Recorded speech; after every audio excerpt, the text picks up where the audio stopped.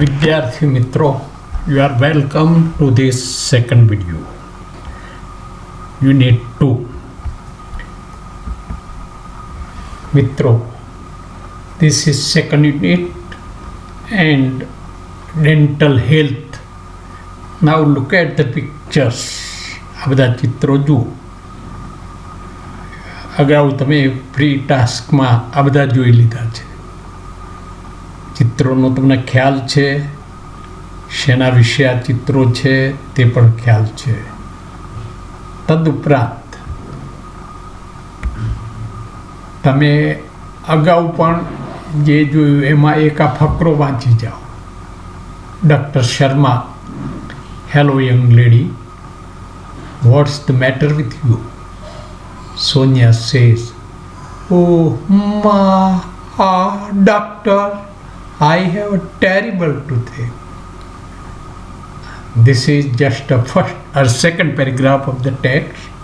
Now answer the questions. Read the title of the text.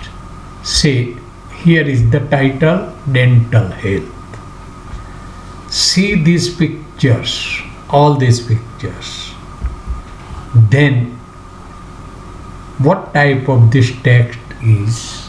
A story or a dialogue? A story, not story.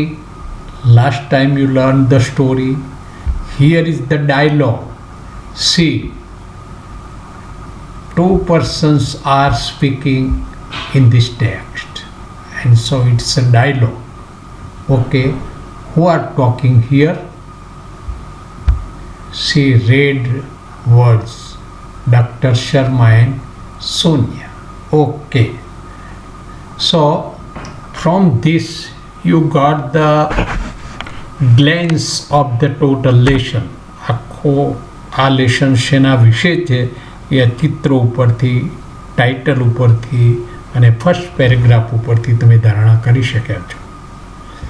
આ lesson આખો જ દાંતની માવજત વિશે, dental health વિશે છે, તે તમે હવે સમજી શકો છો. Now let us discuss the text. Just listen to the text twice carefully and learn the pronunciations of words, traces, tones and pauses in the text. Say, I'm reading the text, you listen to me. Sonia had a severe toothache. She could not eat anything, nor could she go to school. Studying at home was also impossible due to pain. She was not able to sleep also. Sonia says, Ma, it is unbearable. We must visit a dentist, said her uncle Ashok Bhai. The same evening, they were at the dental care clinic of Dr. Sharma. Dr. Bansi Sharma is a young and competent doctor. Doctor says, hello young lady, what is the matter with you? Sonia said, oh, doctor, a terrible toothache. Dr. Sharma says, I can see, let me check it. See, Dr. Sharma is checking. Sit in the chair, please. Sonia sits in the dental chair. The doctor switches on the headlight. See, headlight. Dr. Sharma says, now open your mouth and say, Sonia opening her mouth a little bit slowly. Sorry, doctor. I can't open my mouth any wider than this. Dr. Sharma says, that's okay. Moving the mouth mirror and the probe in Sonia's mouth, I can see. I see a black spot on one of your premolars. There seems to be a cavity there. Ashok Bhai startled. A cavity? Dr. Sharma says, yes, a cavity and a quite a big one. I am prescribing some medicines today. The pain will subside by tomorrow. Only then the further treatment is possible. Can you come back tomorrow? Ashok Bhai said, I will be out of station tomorrow. Dr. Sharma says, well, Sonia can come alone. She is a brave girl.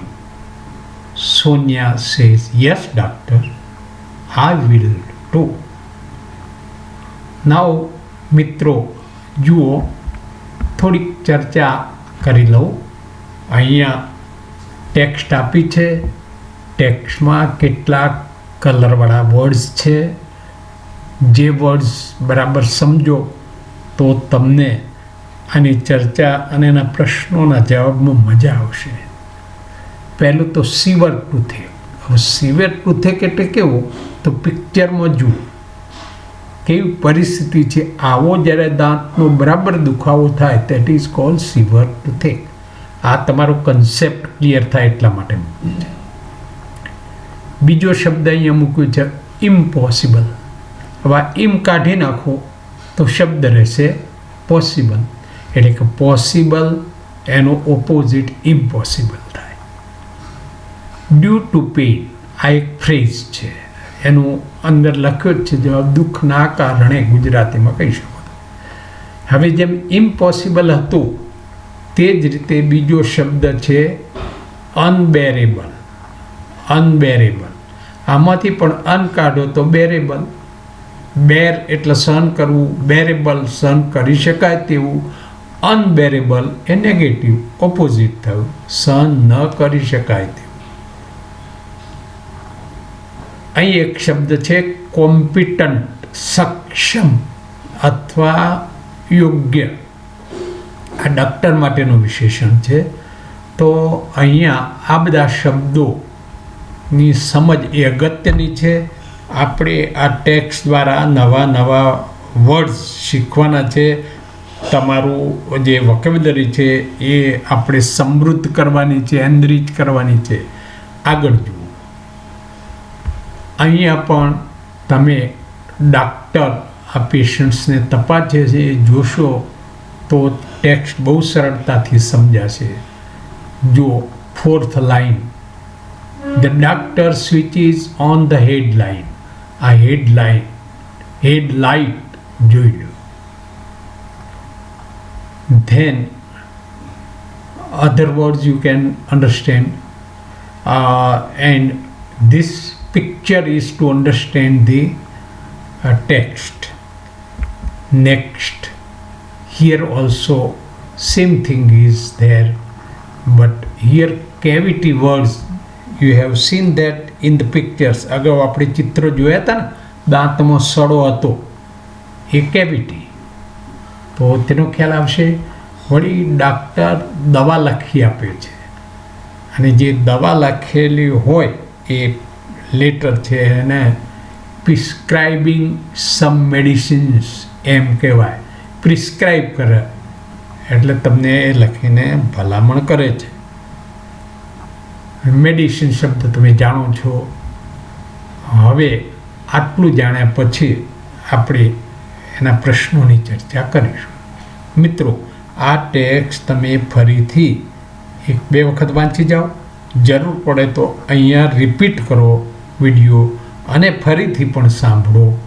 સાંભળવાથી તમને વધુ ખ્યાલ આવશે. પણ સાંભળ્યા પછી video pause કરી દેવાનો છે અને તમારે ગ્રુપમાં ચર્ચા કરવાની છે. નીચે આ પ્રશ્નો આપો, નેક્સ્ટ સ્લાઇડમાં જુઓ અને એની ચર્ચા કરો.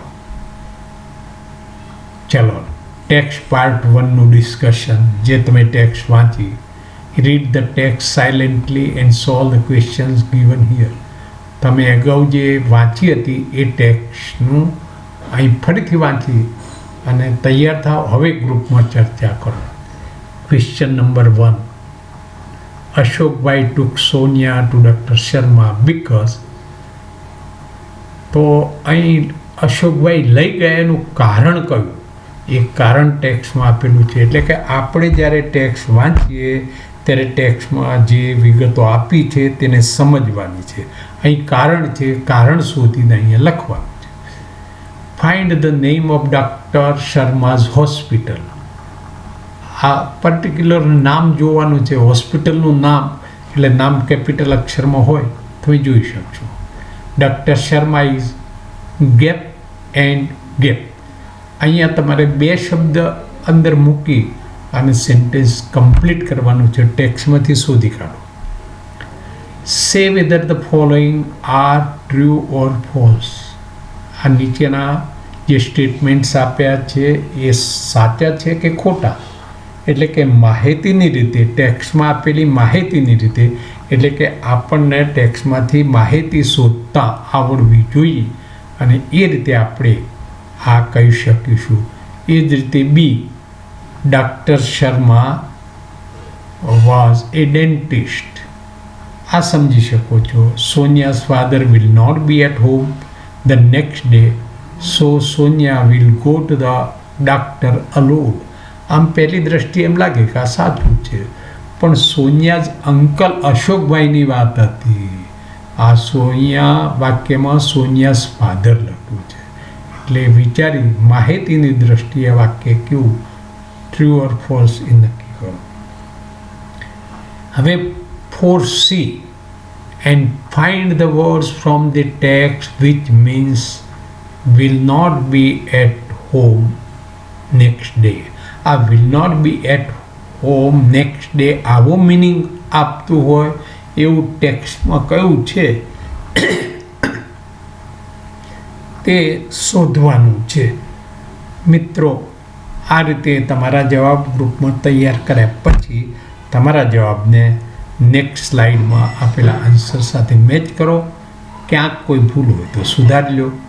આ રીતે પ્રયત્ન કરવાથી તમને ઘણા નવા શબ્દો આવડશે, એના મિનિંગ આવડશે, એ ટેક્સ્ટમાં વપરાયા તો એનું અર્થઘટન શું થાય એ સમજતા થશો. And that is language learning. પરીક્ષામાં પણ આ રીતે પૂછાય છે. આપણે પરીક્ષામાં કઈ પૂછાયેલા પ્રશ્નોની પણ ચર્ચા કરીશું. અહીંયા જવાબો આપ્યા છે તે જવાબો સાથે મેચ કરો. 1માં ડી છે, બીમાં dental care clinic of doctor Sharma. જુઓ, ટાઇટલ છે એટલે દરેક શબ્દનો પ્રથમ અક્ષર કેપિટલ છે. સીમાં યંગ એન્ડ કોમ્પિટન્ટ, સક્ષમ. 4માં A T means true, B true, C true. મિત્રો, સી ટ્રુ નથી. અગાઉ જુઓ, અહીંયા સી એ ફાધર છે એટલે એકચ્યુઅલી ફોલ્સ છે. આ આપણે સુધારી લઈશું. Will be out of station.